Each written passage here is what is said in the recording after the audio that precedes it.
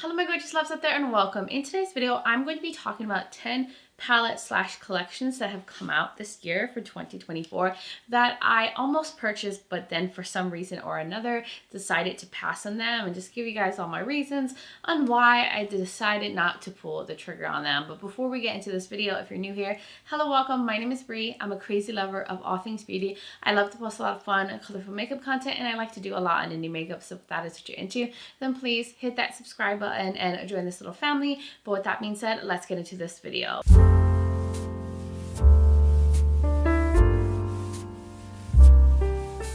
I cannot believe that we are at the end of the year. It's time for wrap-up videos. Pretty soon I will be filming all the palettes I tried this year and do a ranking, palette, collection and makeup collection videos and declutter. So yes, we're in that time. But I wanted to mention before I get into all the collections that I passed on and palettes that I did film this look that I have on. I'm pretty sure the video of me doing this look is going to come up before this one, so I'll link it below. I'll put it up in the corner, but I have the Poison Garden palette from Beaute Bar on my eyes, in case you're curious. And I have the Duality palette on my cheeks. And I also have one of the Underland highlighters too on. So that video should be up, but of course my makeup will always be linked in the description below. So I kind of screenshot everything that I almost purchased. Like, I put all of these things in a cart and then I just decided not to go through with it. And here we are at the end of the year, and I'm pretty sure I won't end up getting these things, so that's why I figured we should get in it. Now, this video is not set up in like any kind of order or anything. I'm just gonna pull at random on the screenshots that I took. So the first palette that I wanted to talk about was the Roxa palette from Natasha Denona. I have put this in my cart so many times. I'm telling you guys, I almost bought it during Black Friday, Cyber Monday sales because they had a discount, and I just kept going back and forth on it, and I was like, you know what? I do not need this. I have a lot of purple pinky palettes in my collection, and even though I love Natasha Denona's formula, I was like, I don't really need this. And I do feel like amongst the palettes that I have from Natasha Denona, a lot of them have these kind of colors in them, so I would still be getting the formula that is in this palette through my other palettes, even though I know it says there's like a new formula in there. But I was like, you know what, I'm not gonna fall for the hype, even though I was very curious and almost got it. But I was like, hey, the Love palette has like some purple tones in it. I mean, it's a mix with red and some nudie shades. And then I also thought of other palettes across my collection, like the Gothic palette from Cosmic Beauty, which is an amazing formula, has a lot of shades that are similar in there. I have the Night Terror palette from Unearthly with like the pinky tones with some purple. So I know I have these kind of shades many times over, and I was like, I don't need it. I really don't. This would be very redundant to my collection. And at the end of the day, I like a lot of variety in palettes more than like more monochromatic palettes. And because of that, I was like, you know what? I'm going to pass. I'm not going to be fooled for this new formula they're talking about. And I used to have the Lila palette, which I think inspired this palette, and I ended up decluttering it. I mean, I know it has like the older formula, or I might have given it away. So why I'm going to pick the new one up when I didn't even need that one. Now we're going on to this one right here, which kind of has a similar vibe to the Roxa palette, but more muted. It is this collection from Glam Shop. I can't even really tell what the name of this collection was. Was this their fall release? But you see this beautiful palette, which I'm having a hard time reading the name. Is it Violetem? I don't even know what it's saying. But it is really pretty. It has like muted tones. It has some brown, cool tone shades with the lavender and pink. And I almost pulled me in on this one too. But do I need a nudie palette with some pops of purple and pinks? And it kind of makes me think of the, is it the Norvina palette from ABH? Kind of giving me that vibe. And I know I could probably find things like this in my collection. There's nothing I can think of at the top of my head, but it did appeal to me, the softer colors with the lavenders and pinks, but I don't need it. And that's why I passed on this. I still haven't tried Glam Shop, so hopefully they'll come up with something maybe a little bit more colorful, more variety, because I mean, there's not so many looks you could do with this palette. You could go nudie, you could go, you know, browns and lavender, or a little bit pink and lavender. So I think it's not as versatile as I need in my life right now, and I have this. I know I have this in other palettes, but it's really pretty. One day I will try Glam Shop. And then we're going on to this collection that Blend Bunny did with Robert Walsh. Another one I put in the cart. I put the items, I put that like green lippy because it was intriguing to me. And I didn't end up pulling the trigger on this. And I had to think about it. I'm like, what's holding me up? And it's because I have a lot of Blend Bunny palettes that are very colorful, like their Primal palette, their Blends palette.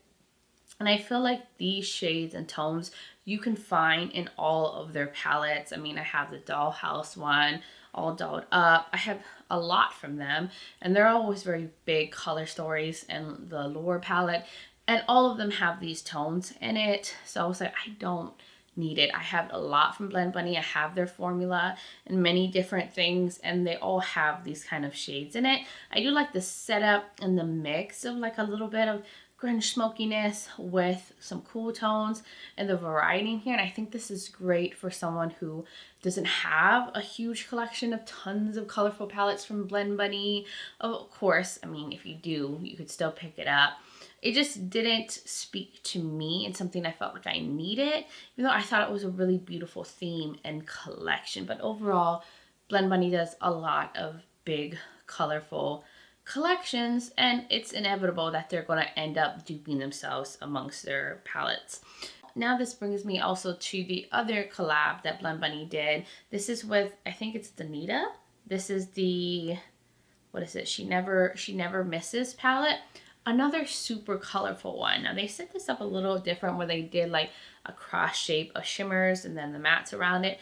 But to me, the reason why I didn't pick this up, even though I know I have this from Blend Bunny, was I felt like within this palette, they had a lot of shades that looks very similar. So you see like the first row of greens, those three matte greens look very similar. And I'm sure the undertones and the depths are different. But I was like, man, I feel like that would end up translating on the eyes the same. And I think I was watching, was it Annette's Makeup Corner, where she was talking about there wasn't enough variation in the shades. And when I look at the two lighter blue ones, when I look at the purple shades, I just felt like they were too similar to need to be in the palette. But of course, this was not my collab. This is what she wanted in there. But because of that, I was like, you know what, I'm gonna hold off because I know I can find these shades all throughout the other Blend Bunny palettes. And then there is also the Crow collection that came out from Wicked Widow. This was another one I really considered. But then when I looked at it closely, I was like, I don't think I need this because it's like all grayish muted blues with some pops of red. So it's a very specific color story. It does match like the theme and everything. And I feel like I have some of these tones over the other Wicked Widow beauty palettes that I have, like the scissor hand ones. And I was like, I don't really need a very gray palette with some pops of red. And I'm sure I have these things in other like palettes throughout my collection. So I was like, you know what? I'm going to hold off because I know I don't need that many grayish muted tones in a palette, even though I thought it was pretty. And I love Wicked Widow's formula. And I'm a sucker for a good cool tone palette. I also thought like the lippies, different grays were really pretty. And then the highlighters were like super grayish tone. It was a very specific theme, which I love that they committed to it. They always do different things. But I knew at the end of the day, how much was I going to do with this palette when I could easily pull this from other things that I have. Then this brings me to a collection from Beaute Bar. This was like their Bakes Good collection. So they had the Melted Mattes palette. They had like a multi-chrome magnetic palette and blush palette. I'm going to put this collection as counting as one. But I was kind of intrigued because I saw like neon-y tones in here. But then I was like, do I really need another all matte palette when I am a shimmer girly? And then do I need an all matte palette that has like mainly just like pink, orange, browns, and some neon-y pops, a lot of nudie tones thrown in? because if I'm going to go for an all matte palette, I'm probably going to go for one that is more colorful than this. But I do really like Bella Beaute Bar's improved matte formula. It's so good. So it was like the neons that pulled me in, because I feel like they do neons really well. And I was like, oh, and then I was like, no. I know I probably would not get enough use out of this, since the color story is not as colorful, and it's an all matte palette. And I already have an all matte palette from like Blend Bunny, and I use that one quite a bit, so I pass. And most of the palettes I end up using have a mix of mattes and shimmers, so it's very rare that I pull an all matte palette unless I'm pulling an all shimmer palette to go with it, or some of my singles. Same with the Molten Chrome magnetic palette. I think what happened with this one is I just couldn't justify the $60 for, what is it, 6 shades. I know that they're shifty, beautiful, sparkly shades, but I was like, you know what, I'm sure I have like colors like this, which I do, like the yellow, the pinky ones. I think, did these have holochromes in it? Had one holochrome, so I was like, I don't need this small $60 palette when I know I could find this in the singles that were already in my collection. So this whole collection, even the blush palette was really pretty, but at the end of the day, I'm a glowy blush gal, and I do have all matte palettes that had similar blushes. So the collection overall was so cute. I think the presentation of it and the theme was what sucked me in originally, but I decided to pass on that. And then we have, what is this? Oh, from a Sugar Drizzle. I thought this was so cute. Their Monster Party palette. I just love the tones of the muted colors. But this one's another one that kind of reminds me of that Glam Shop one, but it has a teal pop in there. But when I looked at it very closely, I realized that it seemed a little bit on the lighter side, a little bit more muted, and didn't seem to have enough depth for me. I know that their teal in here is on the deeper end, but overall I felt like it was more of that softer, airier, muted palette. And I know I have things like this. I didn't take the time to go through my collection to find similar things. But yeah, you know, and I like Sugar Drizzle, but it's been a while since I picked up anything from them, and I don't know how I feel about their matte formula. I know that they have improved it a lot and that they're really good now, so I'm sure this is amazing. The swatches look really pretty, but I had to be realistic with myself and be like, hey, do we really? Then going on to this one from Beaute Bar, the Celestial Charms palette. These like moody, like sultry tones really pulled me in, with the maroons and burgundies and all that, with like some teal. But I was like, don't fall for it. Don't fall for it. I do feel like I have this from other brands, like different tones like this amongst palettes. And it kind of made me think of like their, their berries palette, like some of the tones in there. And then I have like the one with the purple and blues. So I felt like using those palettes together, I could probably make very similar looks, and I have the green one. So I felt like across the three, I could probably find tones like this, and of course in other places within my collection. And I do like Beaute Bar's formula, especially in the smaller ones. I didn't care for it in their this is the Wilderness palette, which everyone seemed to love.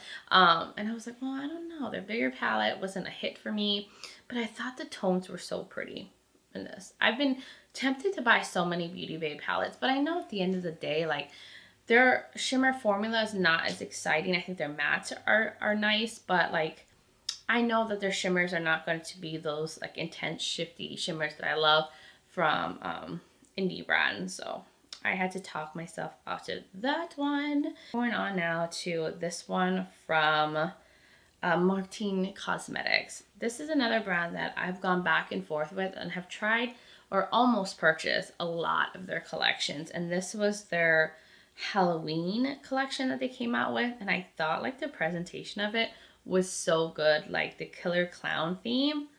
It was giving all the spooky, fun, circusy vibes.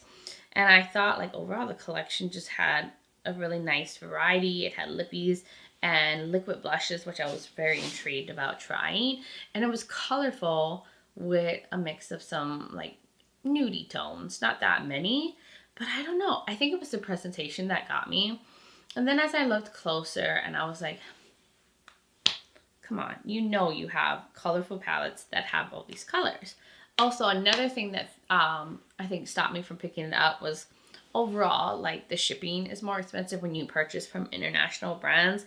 And I think when I was looking at this, it wasn't on Beauty Bay yet, because I know that they sell this brand on Beauty Bay. So I had almost got it, and I do feel like overall they are not the cheapest brand either. I think their palettes are like 54 euros. So what is that, like $60 for the palette? And then each lippy was $20. So I don't know if I'm ready to like commit to the pricing for a brand that I haven't tried. And I think I watched a review from someone who was like, it's a nice one, but the actual formula is not that exciting. So I decided to pass on it because I know that I have a palette, or not palette, a collection full of rainbow palettes. But one day I really do want to try this brand. And the blushes, they had like a nudie one, a pink one, a red one. Maybe I'll pick up the liquid blushes and see if they're on Beauty Bay so I don't have to pay like international shipping. But they almost got me. I almost purchased that like at least 5 times, and I finally just closed out of the browser and I was like, no, stop it. Stop it right now. And then we're at, I think, the last one that I wanted to mention, which is a brand I also haven't tried yet, which is Clarity Cosmetics. This is their Clarity Rain palette that just released, actually, I think a week ago. And this one looks so pretty because it has a lot of options in here with a mix of some nudie shades, and it has like some warm tones. It has a pop of green, it has some blue shades, you know, just some oranges, and it does look like overall more of a matte heavy palette. And I almost considered picking this one up. I even went to go look at their website because this is a brand that I know I want to try eventually. And I've heard very good things about their different palettes, and they've all kind of intrigued me.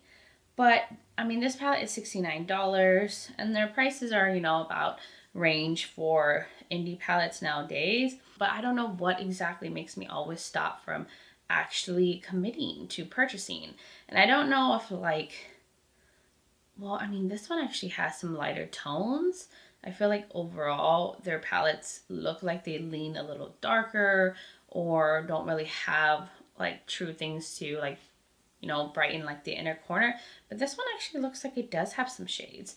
But I think the reason why I stopped myself is because I was looking at some other palettes that I have, like the Collabs one. It kind of makes me think of it from Gourmande Girls, which is pretty matte heavy. You know how it has like the warm shades in here. It has some purples and pinks. It has like these iridescent shimmery shades, these purple tones, the reddish tones. I mean, it's giving, but this one doesn't have as much like nudie mattes as I see in that one. I thought of the Cosmic Dreamer one. This one doesn't have like the immense amount of like orange shades, but it does have nudie tones, pinky tones. I don't think there's actually a real purple in here or reddish tone, but it's like the concept of like color with nudes. It's not exactly. I think the one that most makes me think of that one is the Collabs palette, which is a recent one I have. So it's like, I know I have things like this, and it's not, I think, intriguing or unique enough for me to like pick it up yet to try the brand, especially being $70. I barely want to spend that on Ensley Reign palettes, and it's a brand that I love and adore their formula. I just don't know much about Clarity Cosmetics. So if any of you have tried this brand, let your girl know if this is a brand I should be checking out. And if you picked up the Clarity Rain palette, let me know. I don't know if you've received it yet, but is it good? Should I go back and purchase it? These are the questions that I have. But that was all the palette slash collections that I wanted to mention. 10 here. Now, of course, I could have mentioned so much more. Like a lot of the Artitude palettes I have almost purchased, like that butterfly one. Almost got me. It was so pretty, but I didn't want to mention too many things because I didn't want this video to be too long because I can tend to ramble. But I'm happy that I was able to pass on a lot of things and not just buy anything that interests me, because the old Brie would wait till Black Friday, Cyber Monday to justify picking up all the collections she passed on. Yes, I used to be that girly, but I tried to be more thoughtful. Even though I have purchased a lot, I still like to review makeup. I try really hard to be more thoughtful and not feel the need to pick up everything. So when I do pass on picking up something, it's a little win for me. So I'm happy with myself. I gotta give myself grace somewhere, right? But you guys gonna have to let me know, what are your thoughts in the comments below? What collections / palettes did you pass on? Did you pick up any of these things I mentioned, or did you pass on them too? I would love to hear from all of y'all. Also, if you're new here and you enjoy this video, you like a lot of fun, colorful makeup content, you like a lot on indie makeup and all that good stuff, then please hit that subscribe button and join this little family. I would love to have you here. Also, don't forget to check out the description below. I will link all the collections that I mentioned today in case you want to check them out for yourself. I will have other videos of mine you might be interested in watching, as well as my makeup link. Like I said, I did film this look with the Poison Garden palette, the Duality palette from Adept, and other things like that. So if you want to see me put this look together, definitely check out that video. But of course, I will have my makeup linked as well, and I will have my contact and my social media platforms linked. I'm also on Instagram as Breezy Lifestyle and Breezy_beauty. So if you want to join my Instagram fam, I would really love that. But guys, thank you so much for taking the time to watch this video, for being here, supporting my channel, being amazing.